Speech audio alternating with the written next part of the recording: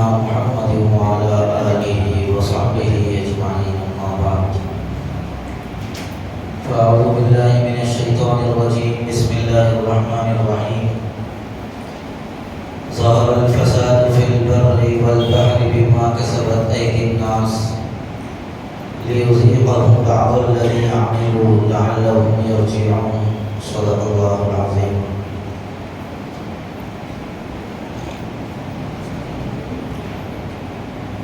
قابل قدر معزز بزرگوں، نوجوان بھائیوں، انسان کے جیسے اعمال ہوتے ہیں اللہ کے فیصلے بھی ویسے ہی ہوتے ہیں. کتابوں میں لکھا ہے جیسے اعمال انسان کے آسمانوں کی طرف جاتے ہیں ویسے ہی اللہ کے فیصلے آسمانوں سے زمین کی طرف اترتے ہیں. اگر بندے کے اعمال اچھے ہیں اللہ کے فیصلے بھی اچھے ہوں گے. اگر بندوں کے اعمال برے ہیں تو اللہ کے فیصلے بھی غضبناک ہوں گے. اس لیے اگر اللہ کے فیصلوں کو اپنے لیے اچھا کرنا ہے یا اللہ کی ذات سے اچھے فیصلے کروانا ہے تو انسان کو اچھے اعمال کرنا پڑتا ہے. اگر انسان برے اعمال کرے اور اللہ سے اچھی امیدیں رکھیں تو حدیث شریف کے اندر ایسے شخص کو عاجز اور بیوقوف کہا گیا ہے. والعاجز من اتبع نفسه هواها وتمنى على الله. اور بیوقوف وہ ہے جو نفسانی خواہشات پر عمل کرتا رہے اور اللہ تعالیٰ سے امیدیں باندھتا رہے. اس لیے انسان کے اعمال جتنے اچھے ہوں گے اللہ کے فیصلے بھی اتنے اچھے ہوں گے.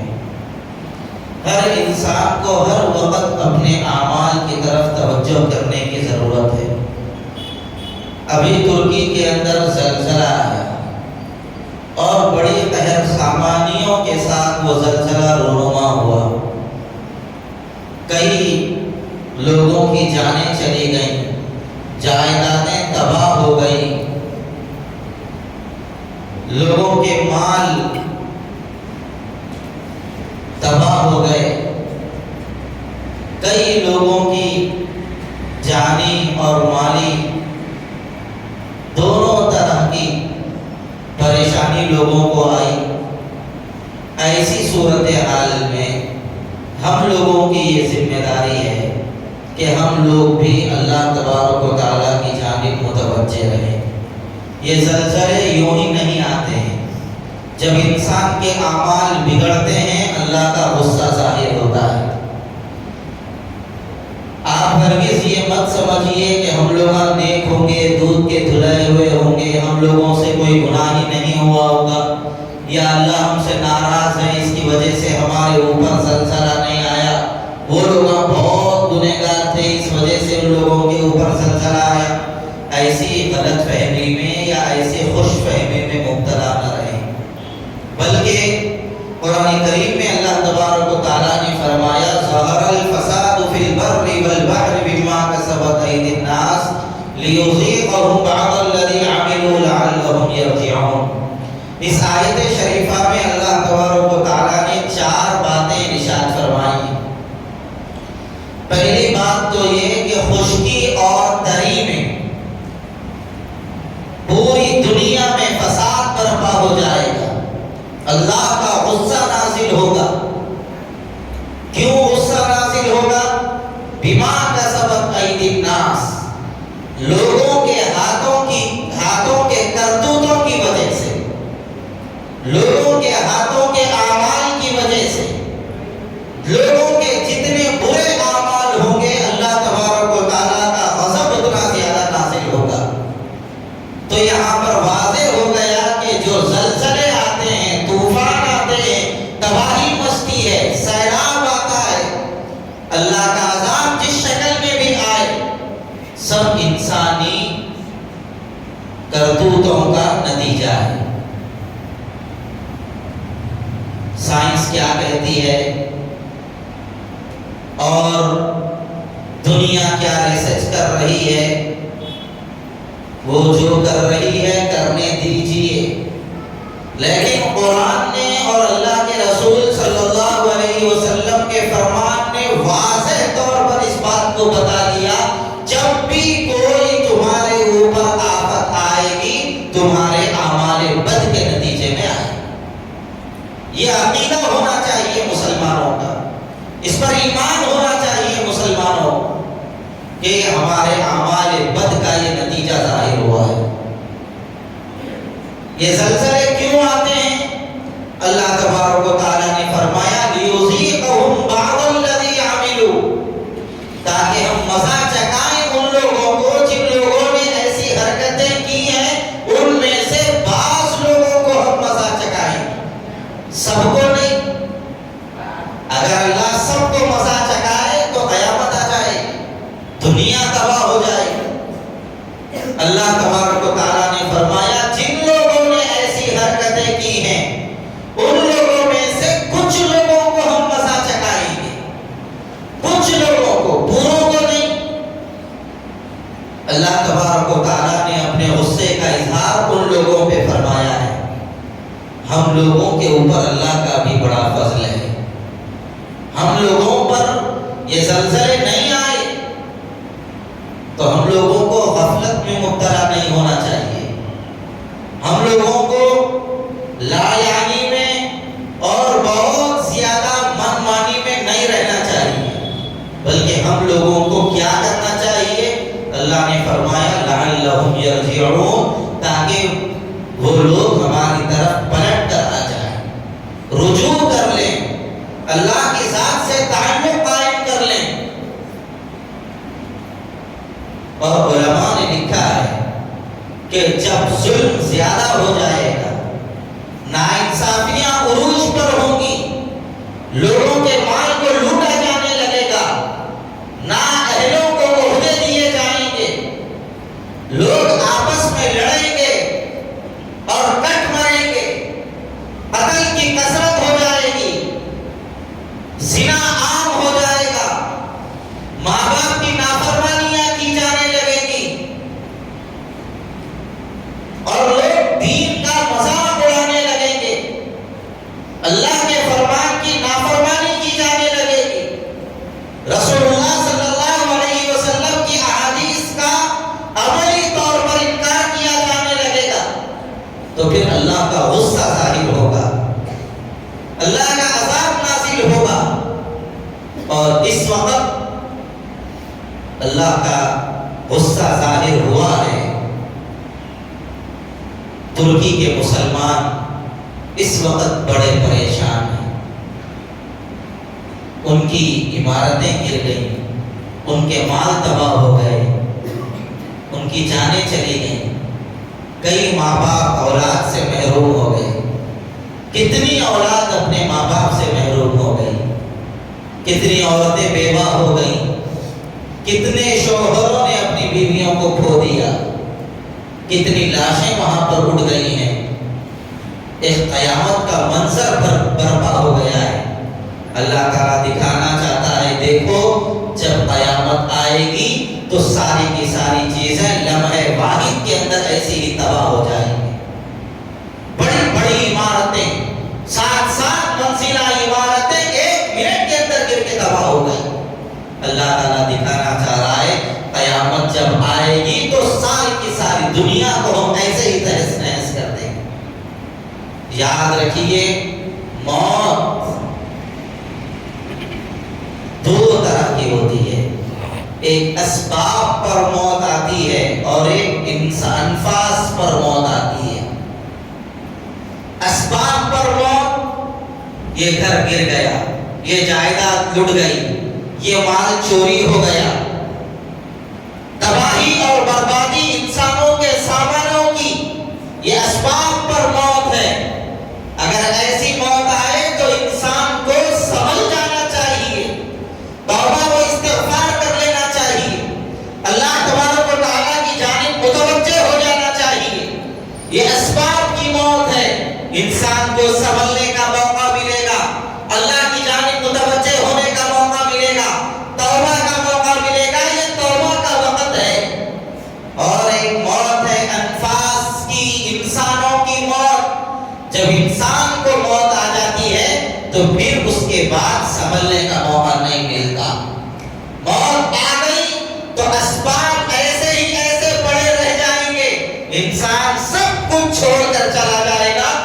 کے بعد نہ اس کو سنبھلنے کا موقع ہے نہ سدھرنے کا موقع ہے. لہذا اب سنبھلنے کا ہمارے لیے موقع ہے تو ہمیں چاہیے کہ ہم سنبھل جائیں, غفلت سے بیدار ہو جائیں.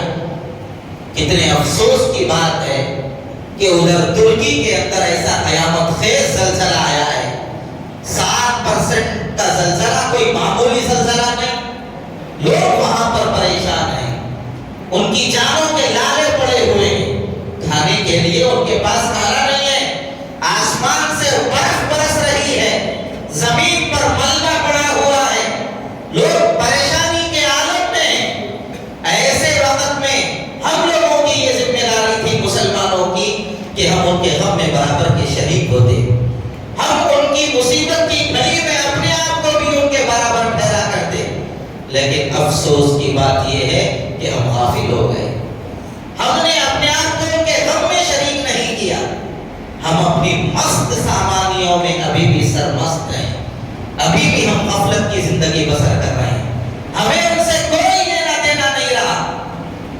ہم اپنی شادیوں میں وہی باتیں بجا رہے ہیں, اپنی شادیوں میں وہی گانے بجا رہے ہیں, وہی ناچ گانا ہماری غفلت کا جو پہلے سے سامان بنا ہوا تھا آج بھی بنا ہوا. ادھر مسلمان تڑپ رہے ہیں اور ادھر مسلمان روڈوں پر باجے بجائیں. کیا یہ ہماری عزت کو گوارا ہے؟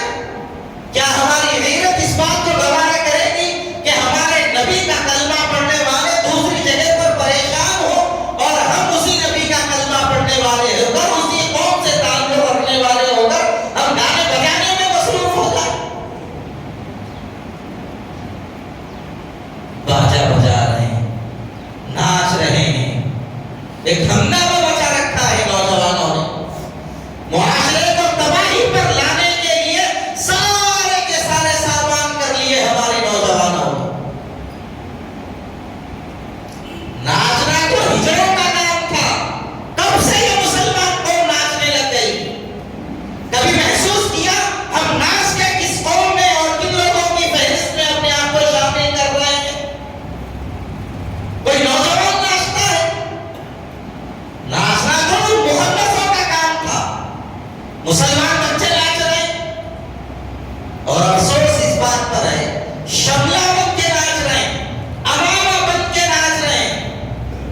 وہ امامہ جو رسول اللہ صلی اللہ علیہ وسلم کی سنت ہے, اللہ کے رسول صلی اللہ علیہ وسلم نے بڑے احترام کے ساتھ اپنے سر پر اس کو باندھا تھا. اس سنت کو باندھنے پر لوگوں کو فخر ہوتا ہے, وہ باندھ کر خطیب خطبہ دیتا ہے, امام نماز پڑھاتا ہے. ایسے امامے کو باندھ کر رسول اللہ کی اس عظیم سنت کو لے جا کر بھاجوں کے سامنے کھڑا کرتے, امامے باندھ کے ناچ رہے ہیں. اور افسوس تو یہ ہے اب اس کا نام بھی بدل دیے, مارواڑی شملہ باندھ رہے ہیں, مارواڑی شملہ. ارے تو نے حضور کا کلمہ پڑھا ہے, تو سرکار کا امتی ہے, تیرے اندر کب سے مارواڑیوں کی محبت آ گئی؟ اگر تم کو مارواڑیوں سے محبت ہے, شوق سے جاؤ ان میں شامل ہو جاؤ. حضور کا کلمہ پڑھ کے سرکار دو عالم صلی اللہ علیہ وسلم پر ایمان لانے کے بعد پھر ایسے لوگوں کی محبت جن کو پیشاب کرنے کا سلیقہ نہیں, جو گائے کا پیشاب پیتے ہو, جو بھینسوں کا گوبر کھاتے ہو, ایسے لوگوں کی محبت تمہارے دل میں, جو ٹھہر کر پیشاب کرتے ہو, جن کی تہذیب کوئی اسلامی تہذیب نہیں, جن کے پاس اسلامی تہذیب اور تمدن کا کوئی شائبہ نہیں, ایسے لوگوں کی محبت مسلمانوں کے دلوں اور اس میں عملی اظہار. ذرا دل پہ ہاتھ رکھ کے سوچو ہم لوگ کس جگہ پر تھے اور کتنی نیچ درجے میں جا کے ہم گر گئے ہیں. ہم کو بلندیوں پر پہنچنا تھا اور ہم جا کے لوگوں کے پیروں کی دھول چاٹ رہے ہیں. ایسے لوگوں کی جن کا اسلام سے دور دور تک کوئی تعلق نہیں, سچی تہذیب و تمدن سے جن کا کوئی لینا دینا نہیں, ایسے لوگوں کی محبت مسلمانوں کے اندر آ گئی. کیوں کر رہے ہیں ہم لوگ؟ اپنی محنت کی کمائی، اپنی حلال کی کمائی لے جا کر بازوں میں لگا دی. ایک آدمی لگا رہا ہے، پورے کے پورے خاندان کو گناہ کے اندر مبتلا کر رہا ہے. اور صاحب بازوں کے آگے ناچ رہے ہیں، وہ ڈبے لگا کے ناچتے، کیا بولتے اس کو؟ ڈی جے لگا کے ناچ رہے ہیں. اور کل تو اتنی تکلیف ہوئی ایک جگہ پر دیکھ کر، مسلمانوں کے بچے کرتا پائجامہ پہنے ہوئے، شملہ باندھے ہوئے ہیں، اور غیروں کے ایسے گانے جن کے اندر ان کی دیوی دیوتاؤں کے نام ہیں. وہ لوگ اپنی مخصوص عیدوں کے اندر وہ گانا بجاتے ہیں، بھینسوں کو نچاتے ہیں وہ گانوں پر. مسلمان کا بچہ وہ گانا بجا کے ناچ رہا ہے. میں اپنی زبان پہ بھی گانا اور نام کو گوارا نہیں کر رہا ہوں اللہ کے گھر میں بیٹھ کر. ہمارے محلوں میں غیروں کے دیوی دیوتاؤں کے نام بجا کر مسلمانوں کے بچے ناچ رہے ہیں. شرم نہیں آتی ایسے لوگوں کو؟ اور جب ان سے کہا جائے کہ تم فلاں گانا لگا دو جے شری رام کا، لگاؤ شوق سے، کیوں نہیں لگا رہے ہو؟ جب تمہارے دل میں آئے تو ان کے نام کے تم گانے بجا کے ناچ لو گے، اس وقت تمہیں برا نہیں لگے گا. اور جب وہ لوگ مطالبہ کریں یہ گانا لگاؤ تو تم تیار نہیں ہوگے. کہاں سے کہاں پہنچ رہے ہیں ذرا غور کرو. دل پہ ہاتھ رکھ کے سوچو ہم کس درجہ گر چکے ہیں. پھر زلزلے نہیں آئیں گے تو کیا آئیں گے؟ شکر کرو اللہ کا، ہمارے اعمال بد کا نتیجہ وہاں پہ ظاہر ہوا ہے. اگر ہم پر ظاہر ہوتا تو ہم کب کی تباہ و برباد ہو جاتے. ایسی تباہی کے عالم میں بھی اگر ہم لوگ خواب غفلت سے بیدار نہیں ہوں گے تو میرے بھائیوں پھر کب وقت آئے گا ہم لوگوں کو بیدار ہونے کا؟ نوجوانوں کے اوپر افسوس، اس سے زیادہ ان کے ماں باپ پر افسوس ہے کہ ان کے بچے روڈ پر ناچ رہے ہیں اور ان کو ذرا بھی احساس نہیں ہے کہ ہمارے بچے اس طرح کی گندگی روڈوں پر پھیلا رہے ہیں. صاحب ان کے بارات کے اندر یہاں سے لے کے وہاں تک قندیلہ لگے ہوئے ہیں. وہ کرائے کی عزت کہیں کی عزت ہے؟ پیسے دے کے کرائے کو لوگوں کو لے کے آگے تم یہاں سے لے کے وہاں تک ٹھہرو. ارے وہ کرائے کی عزت کوئی عزت ہے؟ عزت تو نام یہ ہے جب تم راستہ چلو تو لوگ تمہارے احترام میں کھڑے ہو جائیں، تمہیں دیکھیں تو لوگوں کی زبان مجبور ہو جائے تم لوگوں کو سلام کرنے پر. یہ حقیقی عزت ہے. یہ کرائے کی عزت، یہ کہیں کی عزت ہے؟ یہ سب بکواس چیزیں ہیں، ان کو چھوڑو اللہ کے واسطے، ورنہ پھر اور بھی زیادہ تباہیاں آئیں گی، ہم اس کو برداشت نہیں کر سکیں گے. اللہ نے موقع دیا ہے، اس لیے اللہ کے واسطے اللہ کے دین پر کامل طور پر جمنے کی ضرورت ہے. دیکھو ہرگز یہ خیال مت کرو میں تم لوگوں کے مزاج کے مطابق تقریر کروں گا، جو تمہارے کو پسند آئے میں وہی بولوں گا، یا تمہارا لفافہ لے کے جیب میں رکھ لے کے تمہارے ہاں میں ہاں ملاؤں گا. یہ میرے سے کبھی امید نہ کو رکھو، کبھی امید مت رکھو. جو حق ہے اور جس بات کی ضرورت ہے ہم کھل کے بولیں گے، چاہے کسی کو پسند آئے چاہے کسی کو پسند نہ آئے. اور انہوں پسند آتی کی نہیں آتی کی بول کے صورتیں دیکھ کے میں ان کی ہاں میں ہاں ملاؤں گا، یہ نہیں. ہم اللہ کا کھا کے لوگ اللہ کے نہیں ہوئے، ہماری سن کے ہمارے ہو جائے گی، کیا امید لگائی جا سکتی ہے ایسے قوم سے؟ اس لیے بھائیو اللہ کی جانب متوجہ ہو جاؤ.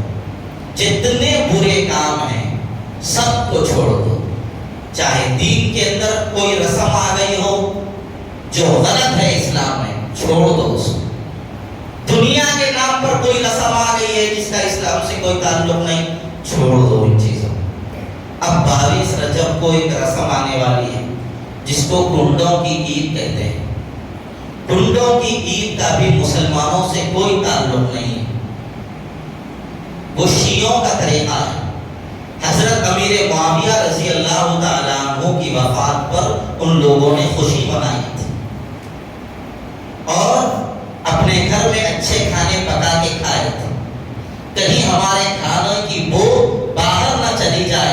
اور ہم کھانا کھا کر باہر ہاتھ دھوئیں تو کوئی سنی مسلمان دیکھ لے تو کہیں وہ ہمارے کو برا نہ کہے، اس لیے ان لوگوں نے دروازے بند کر کے اپنے پلیٹوں ہی میں ان لوگوں نے ہاتھ دھوئے تھے، اپنے برتنوں کے اندر ان لوگوں نے ہاتھ دھوئے تھے۔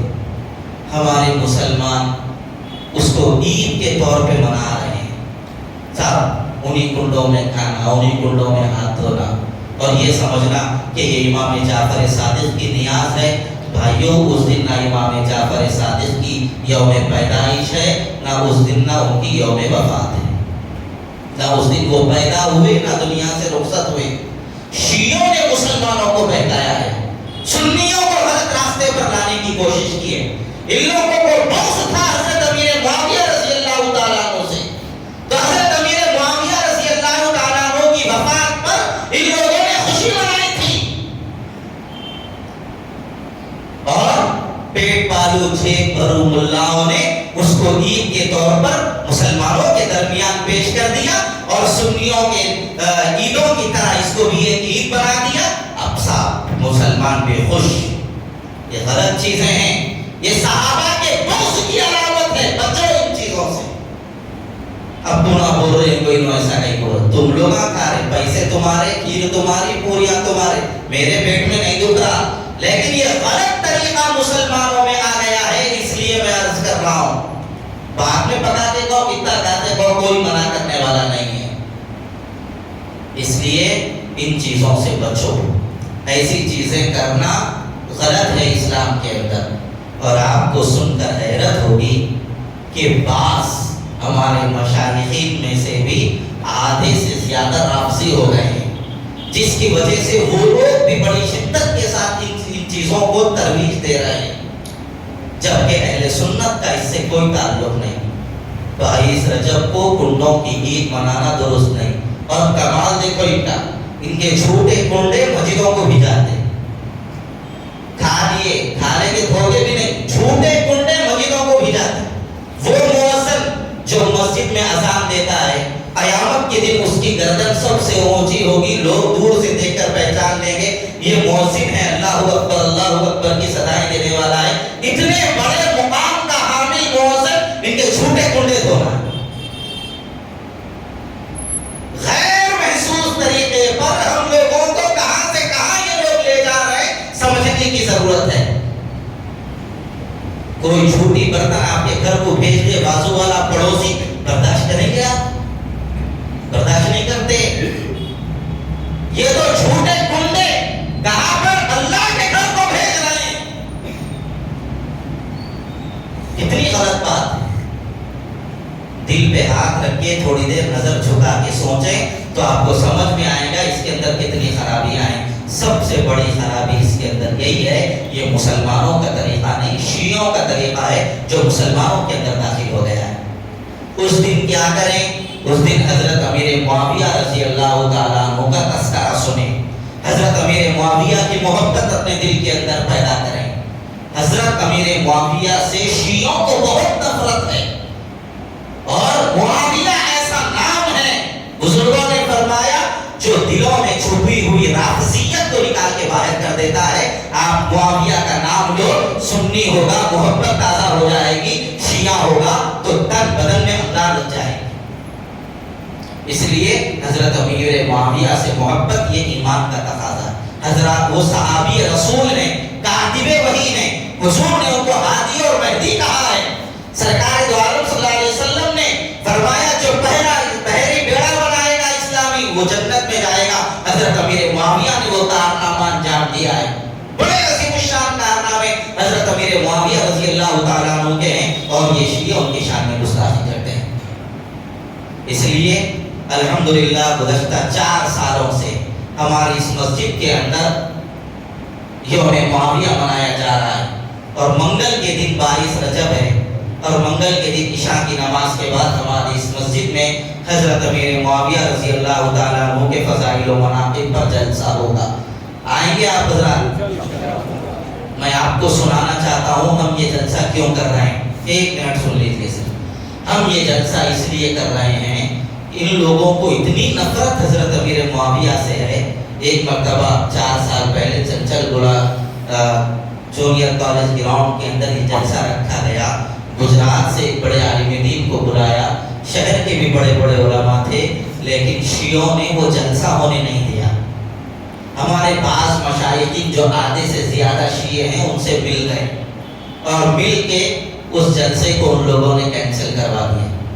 اس کے بعد اللہ تبارک و تعالیٰ کے فضل سے اللہ نے ہمت دی, اللہ کا فضل ہے, صحابہ کی محبت کا نتیجہ ہے. ہم پوری ڈٹ کر الحمدللہ اس مسجد کے اندر وہ جلسہ کر رہے ہیں. ہم کو بھی فون آئے شروع میں, ایک صاحب ہے مشائخین میں سے جن کو کچھ بھی آتا جاتا نہیں, صاحب کو ٹی وی کی ڈیبیٹ پہ بیٹھتے ہیں, ہمیشہ گالیاں کھاتے بیٹھتے, وہاں بھی اسلام پیش کرنے نہیں آتا. صاحب کو فون کر کے بول رہی میاں وہ امیر معاویہ کا جلسہ کر رہی, تم آپ کو اٹھا لیتا ہوں. اب ان کو جو جواب دینا تھا میں دیا. میں بولا آؤ دولے بھائی تیار ہے چلنے کے واسطے. اب ویسے ہی بےہودی انسان کو ویسے ہی گفتگو کرنے کی ضرورت تھی, اور اللہ کا شکر ہے یہ 14 سال ہے, آج تک ہمت نہیں ہوئی صاحب کی ہمارے سامنے آنے, آج تک نہیں ہوئی. اس کے بعد دوبارہ فون کرنے کی بھی ہمت نہیں ہوئی صاحب کو, چہرے چپاٹوں سے فون کراتے ہیں, کچھ بھی نہیں ہوتا اس سے. الحمدللہ ہم بھی چل رہے کہ ادھر ادھر کے نہیں, تھوڑی بہت ہمت و جرأت الحمدللہ ہمارے اندر بھی ہے. تو اس کے واسطے جو ہے آپ حضرات سے بھی ہماری خواہش ہے, یہ صحابہ سے محبت کی علامت کا جلسہ ہے. جس کے دل میں صحابہ سے جتنی محبت ہوگی وہ اس جلسے میں آئے گا. آئیں گے انشاءاللہ.